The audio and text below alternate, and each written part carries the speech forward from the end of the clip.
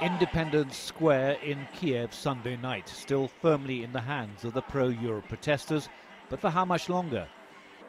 It's been a day of humiliation for President Yanukovych. His promise to accelerate the process of moving towards Europe just 48 hours after refusing to sign up to a free trade pact with the EU was dismissed by the demonstrators as an attempt at appeasement.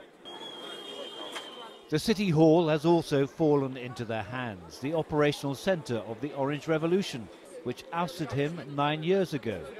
The question people here are now asking, is history about to repeat itself? As I talked to the demonstrators, their main concern was that the world was watching.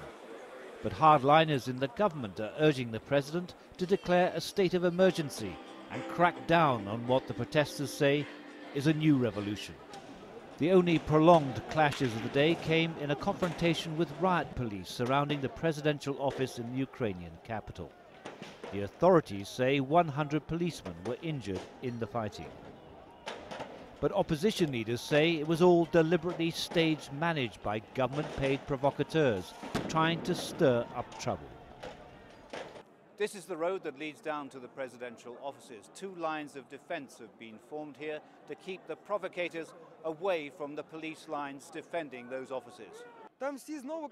We were facing the special forces, but there were other guys trying to present us going towards the presidential offices. There's no coordination between the opposition groups. The world champion boxer Vitaly Klitschko, who is now the leader of the opposition Punch Party, came to the scene to show his support and urge restraint. I understand your intention and worries. I understand you don't want to live in this kind of country. I want to tell each and every one of you, please don't provoke anybody. They're trying to lure you into violence. It's all an excuse to declare a state of emergency and prohibit public gatherings. President Yanukovych is scheduled to travel to Moscow in the coming days for a meeting with President Putin.